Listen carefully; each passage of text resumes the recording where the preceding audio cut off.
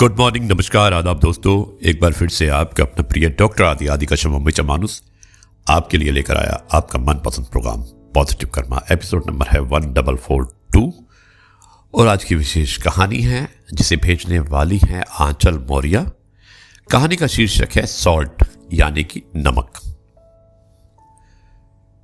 शुरुआत करता हूं इस कहानी की कुछ इस प्रकार।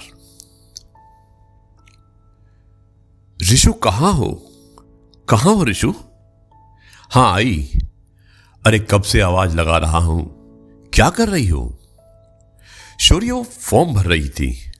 आज लास्ट डेट है ना फॉर्म भरने की, तो आवाज पर ध्यान नहीं गया। अरे तुम्हारा तो रोज का ही नाटक हो गया है ऋषु। हुआ क्या शौर्य, ये तो बताओ। हुआ क्या? जैसे तुम्हें कुछ पता ही ना हो। नहीं शौर्य, सच में मुझे नहीं पता। मैंने तो नाश्ता बनाकर टेबल पर लगा दिया और आप लोगों को आवाज देकर मैं किचन में चाय बनाने के लिए चली गई। चाय बनाते बनाते फॉर्म भर रही थी। लेकिन बताइए तो क्या हुआ, क्या है? ऋषु मन ही मन ये सोचकर घबराने लगी, कहीं मम्मी जी ने फिर तो कोई शिकायत नहीं कर दी शौर्य से। ऋषु तुम चाहती हो क्या? क्या चाहती हो तुम, ये तो बता दो।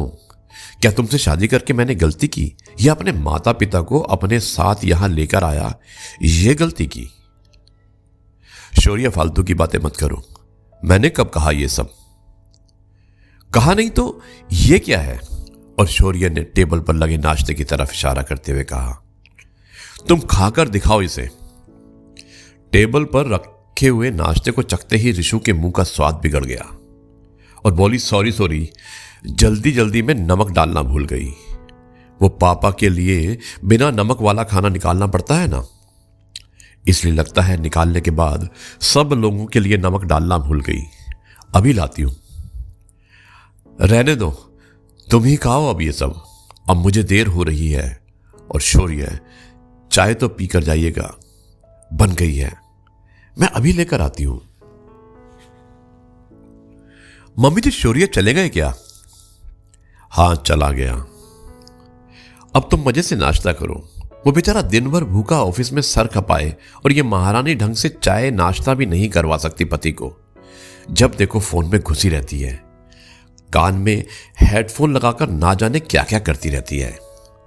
आजकल की लड़कियों को तो शादी का मतलब ही नहीं पता। पति बेचारा दिन भर खटता रहे और ये आराम से घर में पैर फैलाए सोती रहे और फालतू के पैसे उड़ाती रहे। खुद पैसे कमाने होंगे ना तो समझ में आएगा। रोज का नाटक है इनका। कभी नमक नहीं, कभी ज्यादा हो जाता है, कभी मिर्च ज्यादा हो जाती है, तो कभी कुछ। अगर तुम्हारा मन नहीं लगता खाने बनाने में तो बता दो। मैं इतनी बूढ़ी नहीं हुई हूं कि अपने बेटे को ठीक से 2 रोटी बनाकर नहीं दे सकती। जब से हम लोग आई, देख रही हूं कि शायद ही कोई ऐसा दिन होगा जब शौर्य नाश्ता करके खुशी खुशी ऑफिस गया। पता नहीं क्या खाकर शौर्य ने तुमसे शादी की। ना खाना बनाने का गुण, ना पहनने ओढ़ने का। बेटे की ममता से तो मैंने ही हाँ भर दी थी, क्योंकि बेटे को तुमसे प्यार हो गया था।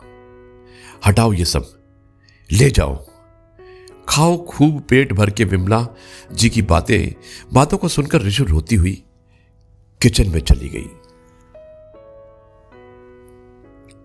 और काम में लग गई। ये विमला जी हैं, शौर्य की मां, जो अभी गांव से शहर आई अपने बेटे के साथ रहने के लिए। उनके पति यानी कि शौर्य के पिताजी एक अध्यापक थे। गांव के स्कूल में अब रिटायर हो गए हैं और काफी बीमार भी रहने लगे हैं। वहां गांव में उनका ठीक से इलाज नहीं हो पा रहा है, इसलिए शौर्य उन लोगों को अपने साथ ले आया। विमला जी जब से आई तब से शौर्य के कान ही भरती रहती हैं। छोटी छोटी बातों को बढ़ा चढ़ाकर उसे बताती हैं। ऋषु की गलती ना होने पर भी वो शौर्य के सामने उसको दोषी बना देती हैं, क्योंकि वो ऋषु को पसंद नहीं करती। वो अपने बेटे की दूसरी शादी करना चाहती हैं अपनी पसंद से, जहां जी भरकर अपने अरमान पूरे कर सकें और खूब दहेज लेकर सबके सामने अपनी शान बढ़ा सकें। ऋषु और मौर्य की शादी को 1 साल होने को है। ऋषु और शौर्य की लव मैरिज हुई है। दोनों एक कॉमन फ्रेंड की वजह से एक शादी में मिले, फिर दोस्ती हुई और दोस्ती फिर धीरे धीरे प्यार में बदल गई। अपने प्यार को एक नाम देने के लिए दोनों ने शादी का फैसला किया। दोनों ने ही अपने अपने परिवारों से बात की। दोनों ही परिवारों ने मना कर दिया, लेकिन ऋषु और शौर्य के जिद के आगे उन्हें झुकना ही पड़ा और दोनों की शादी हो गई। ऋषु को शादी के पहले घर का कोई कामकाज नहीं आता था, खाना बनाना भी नहीं आता, लेकिन शादी के बाद धीरे धीरे सब सीखने की कोशिश कर रही थी।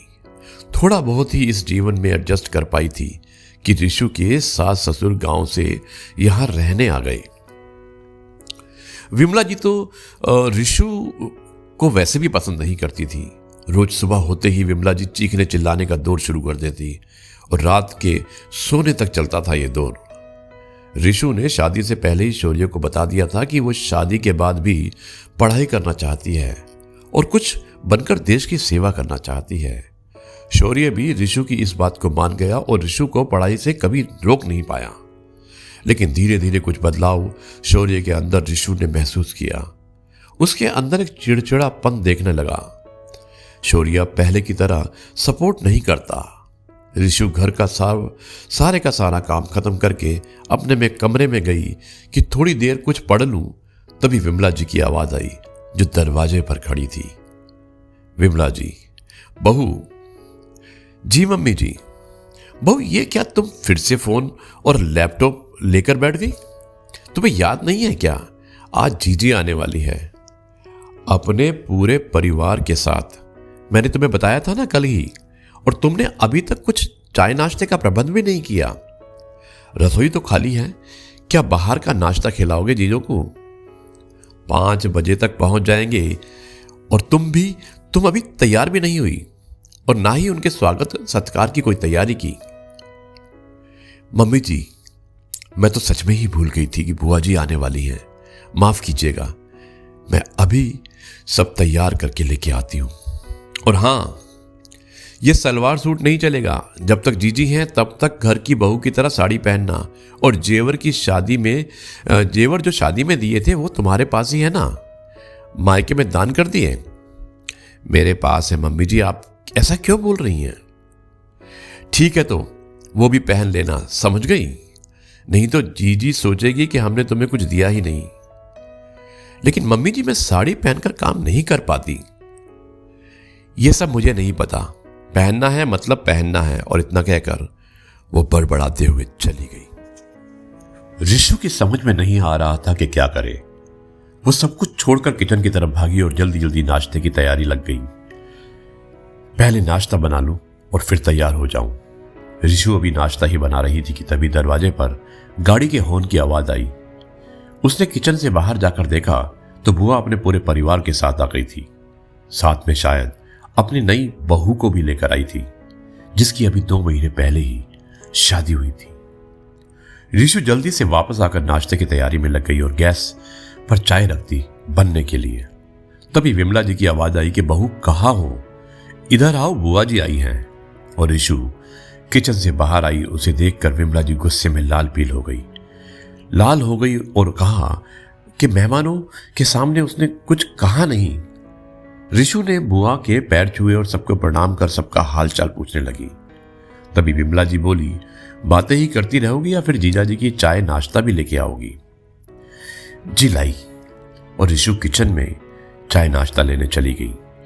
भाभी, ये तुम्हारी कैसी बहू है? और ये क्या नया फैशन शुरू किया है तुम लोगों ने, बहू को सूट पहनने का? ना साड़ी, ना जेवर, ना हाथ भर चूड़ियां, ना माथे पर बिंदी, ना सर पर पल्लू, ये सब क्या है? हाँ भाई, तुम लोग तो नए जमाने की हो, इसलिए बेटे ने अपनी मर्जी से शादी कर ली, तो बहू तो अपनी मर्जी चलाएगी ना। मेरी बहू को देखो कैसे सुंदर गुड़िया जैसी लग रही है, और तुम्हारी बहू को देखो। नहीं जीजी, बहू जरा कामों में व्यस्त थी तो तैयार होने का समय ही नहीं मिल पाया।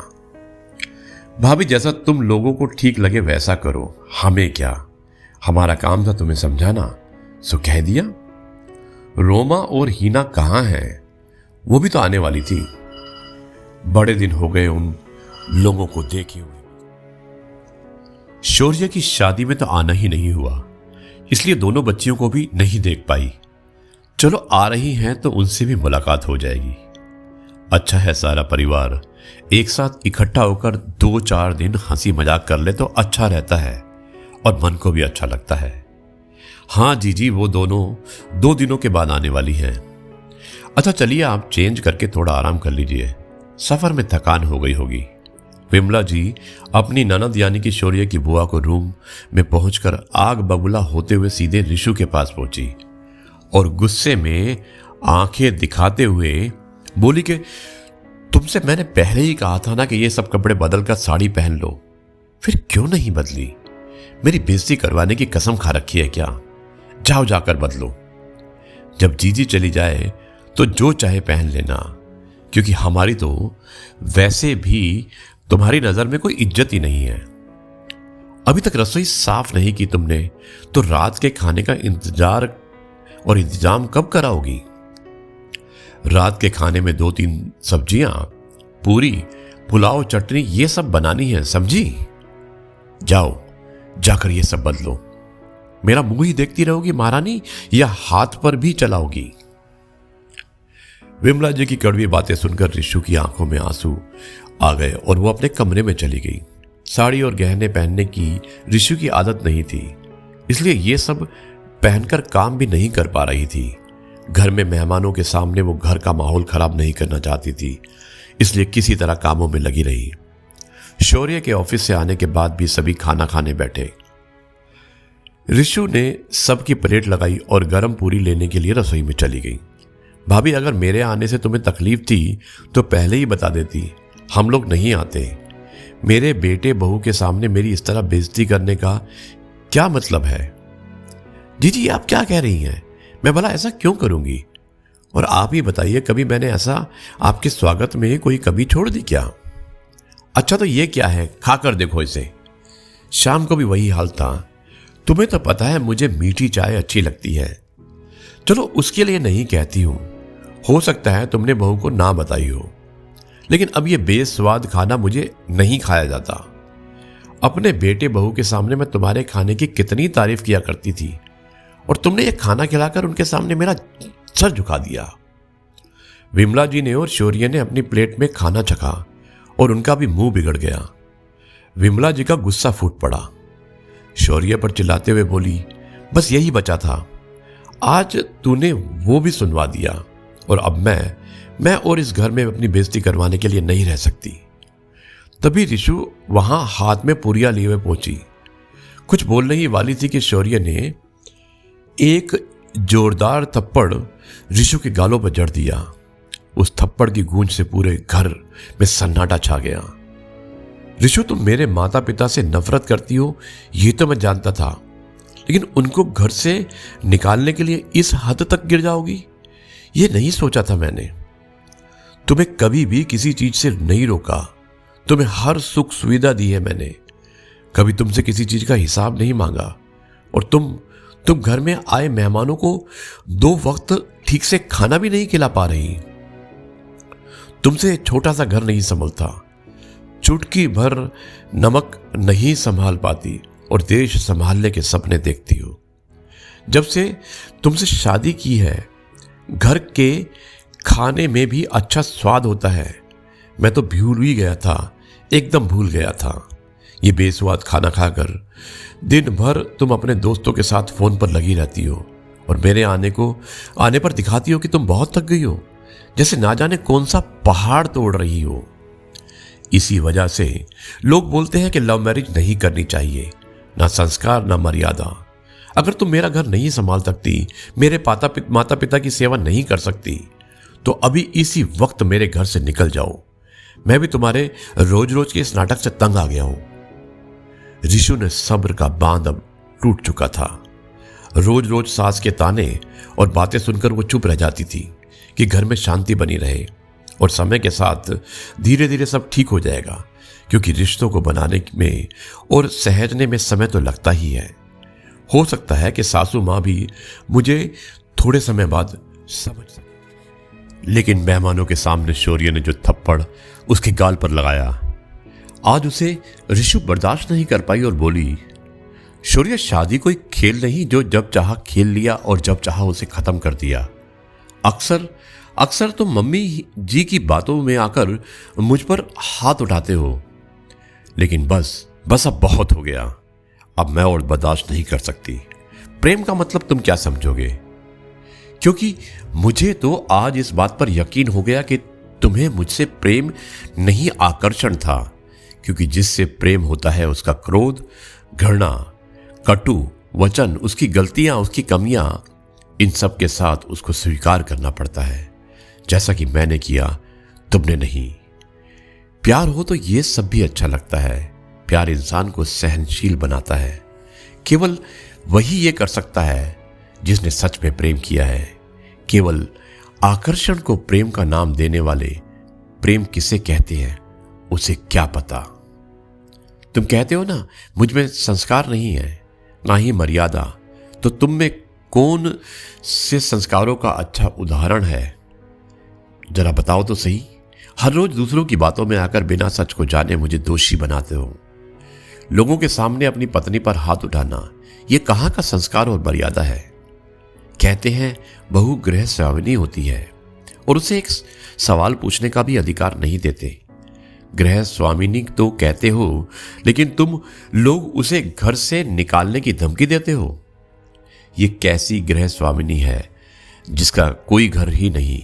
ऐसी गृह स्वामिनी होने से अच्छा है कि वो एक इंसान ही रहे जिसका अपना कोई घर तो हो।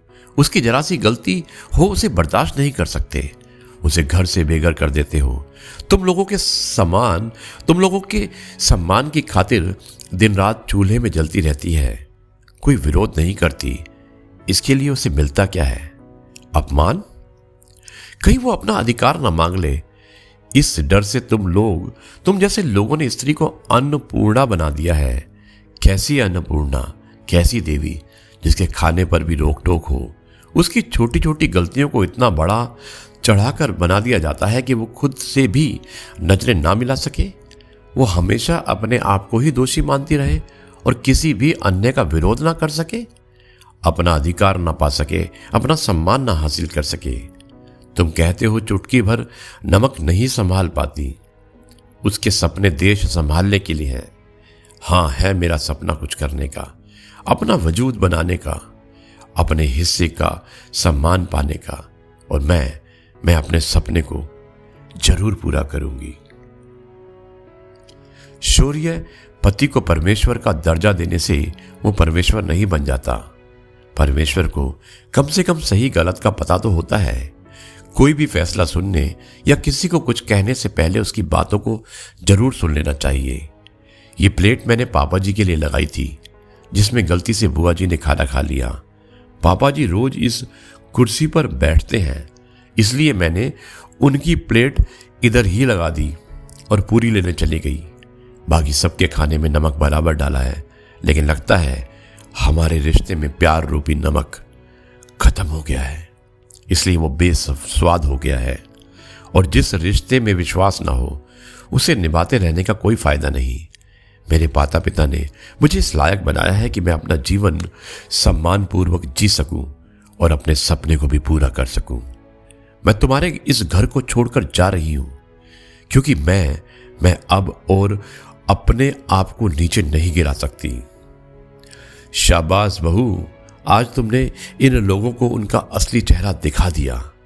मैं तो कब से चाहता था कि बोलूं, लेकिन एक शिक्षक होने के नाते मेरा यह कर्तव्य था कि तुम अपने अधिकारों को पहचानो। इसलिए मैंने भी इस मामले में बोलने में कभी जल्दबाजी नहीं दिखाई। और हाँ, अपने साथ मेरा भी सामान पैक कर लो, क्योंकि जहां मेरी बेटी की इज्जत नहीं, वहां एक पिता कैसे रह सकता है? मेरे लिए तो इस घर का पानी भी हराम है। चलो हम अपने घर चलते हैं और तुम्हारे उस अधूरे सपने को पंख लगाते हैं, जिसे तुम इन जैसे घटिया लोगों के लिए बलिदान करना चाहती थी। शौर्य, आकर्षण और प्रेम में फर्क होता है। ये समझाने के लिए मैं सदा तुम्हारा आभारी रहूंगी। और हाँ शौर्य, यदि बार बार अपमानित होकर भी आपसे कोई जुड़े रहने की कोशिश करे, तो इसका मतलब ये नहीं कि वो निर्लज है। हो सकता है उसके जीवन में आपका स्थान उसके लिए उससे अधिक हो। और इतना कहकर शिशु और शौर्य के पिताजी वहां से चले गए एक नई सुबह की तलाश में, नई सुबह को देखने। दोस्तों, ये थी कहानी नमक। बहुत ही शिक्षाप्रद कहानी थी। मुझे उम्मीद है कि आपको ये कहानी पसंद आई होगी। कहानी लंबी अवश्य थी, लेकिन शायद इसके मायने थे और इसको लंबा करना भी आवश्यक था। और अब मैं इस कार्यक्रम को यहीं पर समाप्त करता हूँ। कल आपसे एक बार फिर मुलाकात होगी कुछ नई बातों के साथ। तब तक के लिए कहता हूँ जय गुरु जी, शुक्राना गुरु जी।